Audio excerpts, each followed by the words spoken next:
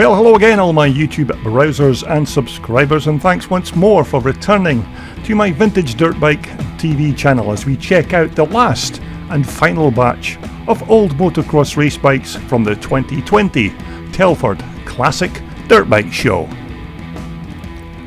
Now, in the previous three videos we've covered some very nice bikes from the 2020 Classic Dirt Bike Show, and we have in this final video another epic selection of old classic race bikes. So without further delay, let's just take a look at our first collection of machines.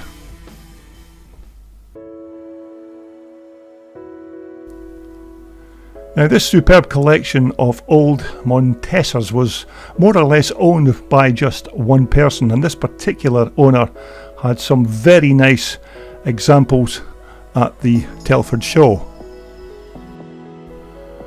Now, the owner did tell me on the day that many of the bikes featured here in this fantastic collection of Spanish bikes was his own private collection, other than possibly 2 or 3 other motorcycles, but he had some very rare old Spanish Montesas in his collection.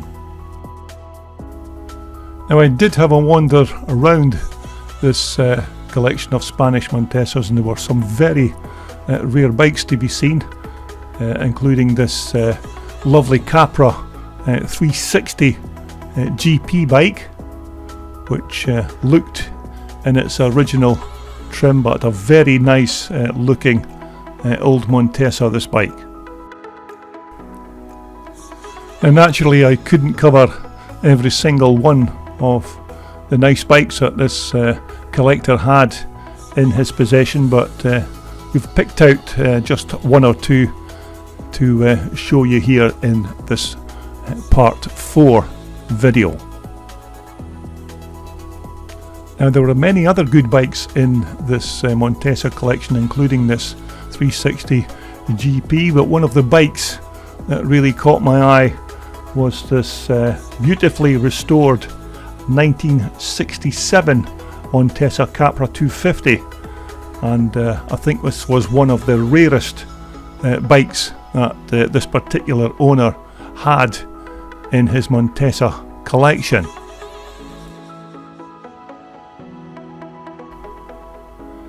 Now, the owner did purchase this bike in 1999 from a person called Phil Colley, who lived in Dorset, and the bike is believed to be an ex-works machine that was originally ridden by Charlie Harris way back in the early 1960s. Now, as you would expect, the bike was nothing near the condition that you see here when the present owner first purchased the bike, and since buying it in 1999 it has undergone a full restoration.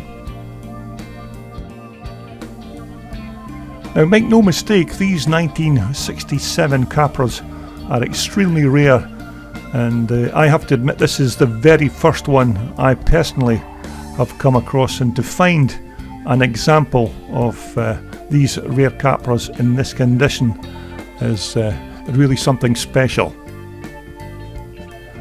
But then again, that's the thing about the Telford Classic Dirt Bike Show. You never ever see the same bikes each year at the show, and there's always something new and special to see every year you visit. Now, the owner never said how long this particular bike took to restore, but I have to admit he has made an excellent job of putting this bike back to this very nice condition from 1967. Now, I'm not going to get into the nitty-gritty of all the specifications of this particular machine with regards the engine size, internals, etc.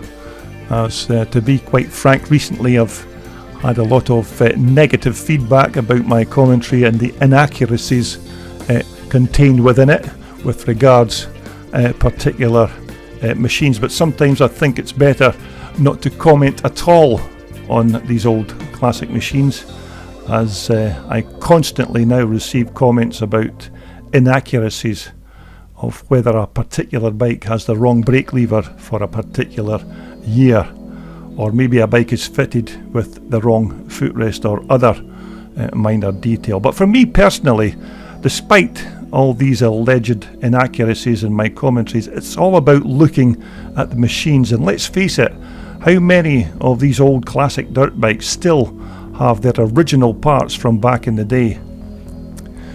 Okay, rant over. Let's get back to business. Now, of all the bikes I came across over the course of the 2 days at Telford, this exceptional collection of British manufactured and built Sprite motorcycles were certainly one of the standout collections for me of the entire weekend. Now, unfortunately, I have to admit my complete ignorance of these Sprite motorcycles, and it wasn't until I actually visited the Telford show and was given some information about the bikes that I actually appreciated what these machines were.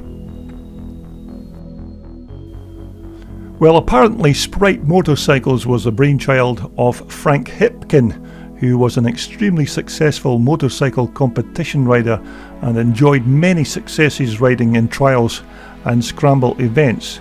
Now, he actually started building machines for himself from whichever parts he could lay his hands on, although he was so inundated with requests to build machines for other riders that he decided to form a partnership with Fred Evans to manufacture Sprite motorcycles, which they started in 1964. Now, they produced complete machines which were mainly for export to America and Australia, but they also produced bikes in kit form which you could build yourself at home. Now, these kit bikes were great little sellers and enabled Sprite to keep their costs down, and because these bikes were sold in kit form, they were exempt from the dreaded UK purchase tax, and you could buy a kit bike for just around £145 back in the 1960s. Now, during their lives, these little Sprite racers were fitted with all manner of engines, including Villiers, Maico, and even Swedish Husqvarna motors. Now, at the risk of being inaccurate as regards which engine is fitted in these particular bikes, I'm not entirely sure, but they do look a little like the old Husqvarna 400 cross motor.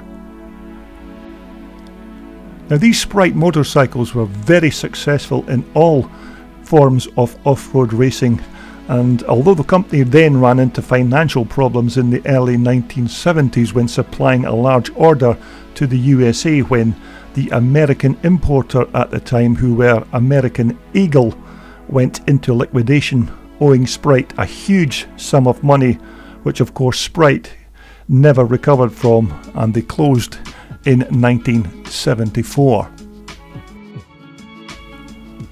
Now, these Sprite motorcycles are certainly not a household name when it comes to classic dirt bikes, and I'm just only beginning to catch up myself on the history of this British made motorcycle. But for me, on the day at the Telford show, it was very refreshing to see so many of these lovely classics all in one place again. But of course, better still, it would be nice to see a few of them take part in more classic and vintage race events to keep that iconic Sprite name alive and well.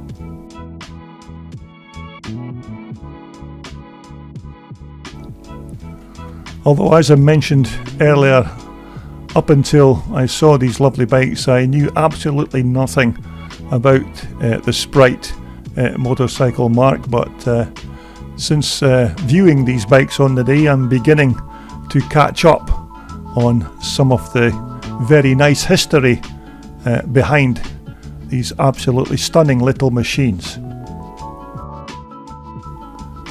Nevertheless, if you are an owner of one of these bikes, or maybe someone that's actually followed the Sprite motorcycle manufacturer, then maybe you could help everybody out by putting some comments to this video below and filling in some of the blanks. And naturally I will apologise immediately if any of the information I've already stated is not 100% accurate. But for me, like I mentioned earlier, it's all about looking at the bikes, whether a bike has the wrong brake lever or maybe the wrong number plate on the front. It's immaterial to me. It's all about looking at the machines. Although it would still be nice to know which particular engine we're looking at in these lovely little Sprite motorcycles. And now I know they had 2 or 3 different types of engines fitted, and maybe you know better, so just leave your comments in the comments section below. But this lovely bike here looks like it's undergone a full restoration, and as you can see, the air filter there was a paper cartridge type rather than the modern type foam filter, which was quite unusual for a bike from the 1960s, but nevertheless it looks period correct, and certainly something from back in the 1960s. But nevertheless, a gorgeous collection of these old Sprite motorcycles, and as I mentioned previously, I've never ever seen one of these Sprites racing classic or twin shock race events, but I'll certainly look out for more of them in the future. Now this other machine here was a very nice looking old bike, and obviously this looks like a proper original machine that doesn't seem to have undergone any type of restoration, but this bike certainly has that look of an old 1960s scrambles bike with those lovely alloy side panels, the alloy mudguards, and of course the standard alloy tank.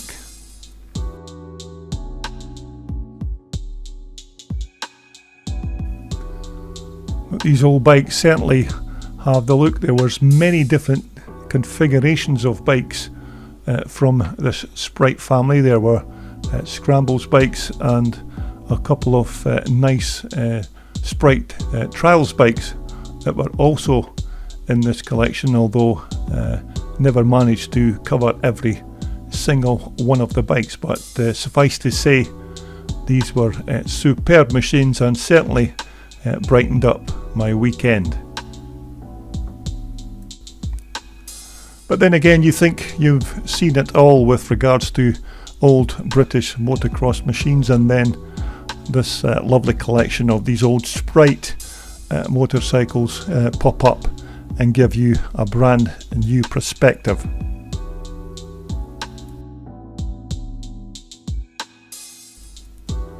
Now, one of the more unusual Sprite machines on display was this very nice 1974 Sprite framed Hidaka 125 trials machine. Now, the owner told me that this particular bike originally came from Canada, and he thinks that it's the only one of its kind currently in the UK. Now, this bike of course is powered this time by a Hidaka 125 motor. Now, from what I can recall about Hidaka, they were a joint Japanese and American company that built motorcycles from, I think it was about 1964 to 1978. Now, I heard they built close to 150,000 Hidaka motorcycles, and that was quite a sum of machines for that period. Now, although this Sprite framed bike is powered by this little Hidaka engine, these Hidakas were absolutely huge machines in America and Australia, and they sold absolutely thousands of these little 125 motors. Now it's also said that these little 125 Hidaka engines were solely responsible for starting the trail bike craze across the USA in the 1960s and early 1970s. But this is a nice example of a lovely little trials bike with that Sprite frame and this little Hidaka 125 engine. But this little 125 Sprite framed Hidaka trial bike just complements the rest of these British made lovely Sprite motorcycles. And it just goes to show that over the course of the 2 days of attending the show, I still never managed to see each and every single bike. Now our last and final machine to feature from the 2020 Telford Classic Dirt Bike Show is this very unique prototype 250 Maico works machine. Now when I first spotted this machine, I just immediately passed it by as just another old Maico race bike. But of course that was until I was shown the error of my ways by the bike's owner, Norbert van Dunn. Now you may remember Norbert's name as he was the owner of that lovely little Maico twin machine that I featured recently on my channel. And here we have a nice picture of Norbert, who actually owns this very unique and extremely rare 250 Maico motorcycle. Now the word is that this 250 Maico was a works prototype experimental bike that was ridden by many of the factory Maico riders in 1977. Now starting with the frame, now the frame is not a 250 frame, the frame is from a 125 Maico, and as you can see is a lot smaller in diameter than the standard 250 frame. In fact, the internal thickness of the frame is also smaller in diameter. Now although it's not too prominent in this shot, the actual steering head is also different from your standard run-of-the-mill Maico 250, and this was designed to give the bike more strength around the headstock area of the bike. Now the tank of course is not much different from your standard 1977 fuel tank. Now although the bike looks like a standard 1977 machine, there are one or two little changes on this particular machine. Now one of the other intriguing parts about this 250 motor is if you look at this primary drive sprocket, you will see that it's been moved back to the rear of the crankcase, whereby it would normally be at that front setting on the casing. But Norbert also told me that this engine is a pre-production prototype of the flat engine which they produced in 1978. Now one of the other things about this engine is you may think that this cheap and nasty looking brake pedal was just thrown onto the bike, although this is most definitely a genuine Maico factory part, despite how flimsy and cobbled together it looks.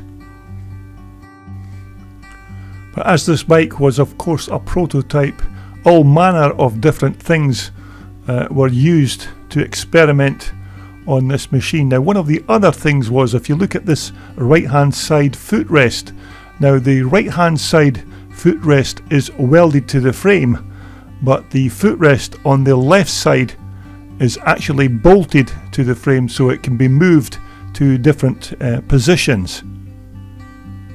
Now there's also been a lot of discussion regarding this alloy swing arm, which was extremely rare on a factory Maico from 1977, although the word is it was still used occasionally by the Maico Works riders.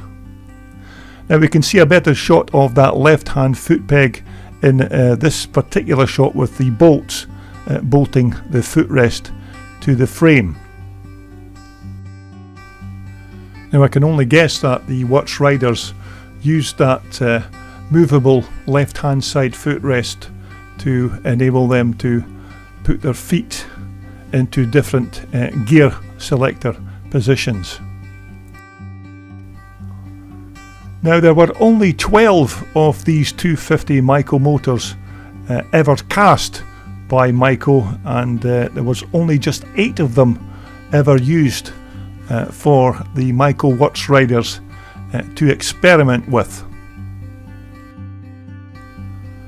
Now some of the riders who were lucky enough to use this very rare 250 bike were Graham Noyce and Ivan Vandenbroek. Hans Meisch also used this bike, and Sylvain Gobers and a few other very lucky factory riders. But it's said that no one really knows why this particular motor was used in 1977. Now the famous Adolf Wheel, of course, who was a Maico factory rider, had already ridden a flat block engine in May 1977. But when I spoke to this bike's owner, Norbert van Dun, at the show, he said there are very few in the motocross world, and even in Germany, even know that this 250 engine even existed. But as I mentioned previously, this particular bike was parked in Bill Brown's Wolfsport stand at the show, and then when I passed it I never gave it a second glance, of course, until Norbert van Dun pointed me in the right direction, and I'm glad that I did manage to stop and catch a glimpse of this extremely rare and very nice piece of Maico history. So there you have it, that's our final bike from the 2020 Telford Classic Dirt Bike Show. Now I've had a fantastic weekend covering these bikes, and this is that Maico's new owner, Norbert van Dun. So I hope you've enjoyed everything I've brought to you from the 2020 Telford Classic Dirt Bike Show, and if you're in attendance at the 2021 Telford Show next year, then just pop along and say hello. This video was brought to you in association with Worldsport, the world's #1 supplier for all your off-road and leisure sportswear. Just visit their online website for more information.